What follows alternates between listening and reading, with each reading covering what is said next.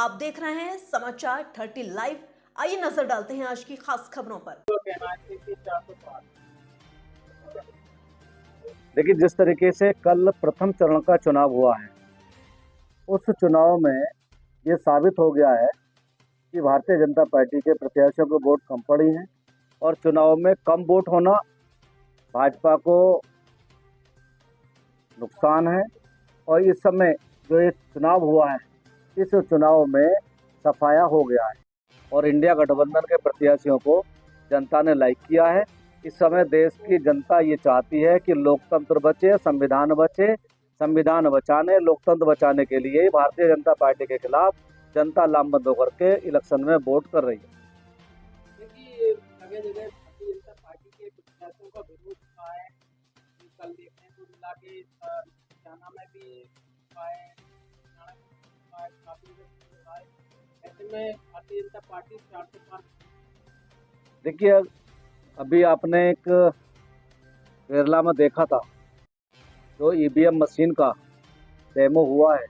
उस डेमो में जो वहाँ पर ईवीएम मशीन में जो गड़बड़ी सामने आई थी, जो इसका सुप्रीम कोर्ट ने संज्ञान लिया है। हम पहले से कहते चले आए हैं, अब चुनाव आयोग पर भरोसा नहीं है, सुप्रीम कोर्ट पर भरोसा है।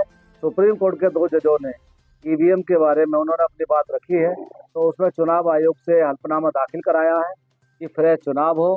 तो अब लगता है कि फ्रेश चुनाव होगा। तो ईवीएम की गड़बड़ी जो चल रही थी, उस गड़बड़ी से तो जो इन्होंने बिना इलेक्शन के 400 पार एमपी की घोषणा कर दी, बिना चुनाव के देश के अंदर आरडीएक्स मिलता है, वो इनको पता नहीं पड़ता है और इलेक्शन हुआ नहीं। 400 लोकसभा क्षेत्रों के एमपीओ की घोषणा पहले कर देते हैं कि हम 400 पार जाएंगे। कौन सी इन्हें अज्ञात आ गया, कहाँ से इनको जानकारी हो गई? क्या ईवीएम ने कह दिया था कि मैं प्रधानमंत्री जी, भारतीय जनता पार्टी के राष्ट्रीय अध्यक्ष जेपी नड्डा जी, गृह मंत्री अमित शाह जी, मैं तुमको 400 एमपी पार चुनाव जिता कर दे रही हूँ? ये तो एक केवल जनता को गुमराह करने का इन्होंने एक ही अपना काम किया था कि झूठ तो शुरू से बोलते हैं। झूठ बोलने में 2014 से झूठ बोलने में अपने गुजरात से माहिर हैं। तो आज ये झूठ के पुलंदे पे चल रहे थे। जनता इनके झूठ को पहचान चुकी है। 400 पर नहीं आएंगे। मैं समझता हूँ अगर 150 से ऊपर पहुंच जाएं तो ये बहुत बड़ी बात मानना। क्या बुलंदशहर लोकसभा और गौतमबुद्ध नगर लोकसभा इसी के दिन नेता है, चुनाव में हताशा मिल चुकी है और चुनाव में हताशा की ये कारण है कि जो आपने देखा है बुलंदशहर के अंदर 5 बार मुख्यमंत्री आ गए। प्रदेश के मुख्यमंत्री किसी जिले में चुनाव के लिए 5 बार कैंपेन करने के लिए नहीं आते हैं। चुनावी जनसभा 4-5 बार कर चुके हैं। यहाँ पर प्रधानमंत्री यहाँ आ चुके, गृह मंत्री जनपद बुलंदशहर में आ चुके, रक्षा मंत्री बुलंदशहर में आ चुके और जो छोटे छोटे और भैया मंत्री हैं, जो एमपी एमएलए और जो इनके पदाधिकारी हैं वो यहाँ पर अपना कैंपेन कर रहे हैं, वो डेरा डाले हुए हैं।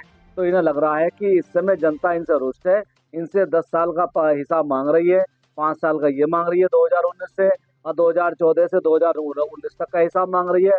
हिसाब इनके पास है नहीं, इसलिए जनता इनके विरोध में आ गई है और जनता खुल करके इनका विरोध कर रही है।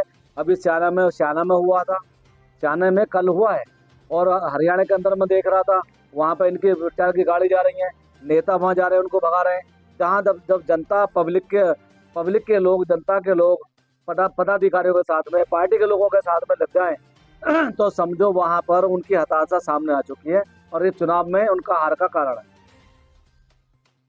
देखिए, क्या जैन चौधरी के जाने से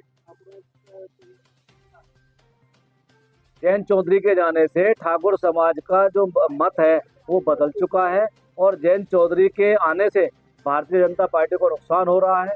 नुकसान ये हो रहा है कि जो उसका ठाकुर वोट था, जो इन्होंने ठाकुरों को अपना वोट माना, हम तो मुख्यमंत्री के नाते ठाकुर तो इनको देंगे। इस समय ठाकुरों की पंचायत हो रही है, चाहे वो बुलंदशहर के अंदर हो रही है, चाहे नोएडा के अंदर हो रही है, चाहे वो सहारनपुर के अंदर हो रही है, ननौता में। तो वहाँ ठाकुर समाज के लोग एकजुट होकर के इंडिया गठबंधन को सपोर्ट कर रहे हैं और भारतीय जनता पार्टी के खिलाफ में वो लामबंद हो चुके हैं। इस समय ठाकुर समाज भारतीय जनता पार्टी सरकार से नाराज है। कई पॉइंटों पर उनकी नाराजगी है, अग्निवीर से उनकी नाराजगी है, एमएसपी से उनकी नाराजगी है, किसान की दोगुनी आय से उनकी नाराजगी है और जो किसान के ऊपर जो कर्ज बोझ पड़ा हुआ है उसको माफ करने की बात आज तक वो नहीं हो पाया। तो कई बातों को लेकर किसान उनसे नाराज है और ठाकुरों का जो वोट है वो इंडिया गठबंधन को जा रहा है और इंडिया गठबंधन के तहत ठाकुर समाज जा चुका है। और जो इस समय जयंत चौधरी जो इनके साथ गए वो 1-2 जिले की बात है, बाकी और उनका इतना वो असर नहीं।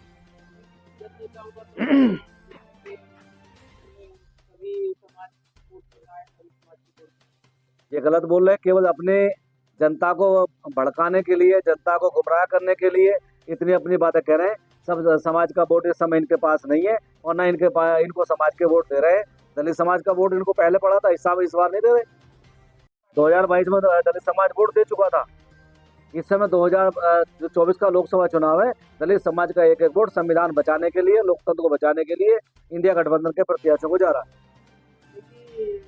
चैनल में भी काफी जगह जाकर सर्वे करा रहा हूँ, ग्राउंड सर्वे में भी निकल के आया है कि काफी समाज दे रहे हैं, मुस्लिम समाज भी जा रहा है। मैं समाज की जातियों का नाम तो मैं नहीं लूंगा, हाँ इतनी बात जरूर कहूंगा, दलित अल्पसंख्यक समाज और जो ब्राह्मण समाज है और जो समाज के लोग हैं जो इस समय बुद्धिजीवी है, अंधभक्त नहीं है, वो इनको नकार चुके हैं। और बुद्धिजीवी लोग आज इंडिया गठबंधन को देश बचाने के लिए, लोकतंत्र को बचाने के लिए, संविधान को बचाने के लिए, नौजवानों को नौकरी दिलाने के लिए, बेरोजगारी दूर करने के लिए और जो महंगाई है उसको दूर करने के लिए आज वो इस देश के अंदर 10 साल से जो सरकार चल रही है उससे बदलना चाहते हैं। और उसको बदलने की वजह से आज पूरे देश के अंदर जनता लामबंद होकर के इंडिया गठबंधन को सपोर्ट कर रही है। फिलहाल के लिए इस खबर में इतना ही। देश और दुनिया की तमाम बड़ी खबरों से अपडेट रहने के लिए देखते रहिए समाचार 30 लाइव। और हाँ, हमारी वीडियोस को लाइक व शेयर करना और चैनल को सब्सक्राइब करना ना भूलें। नमस्कार।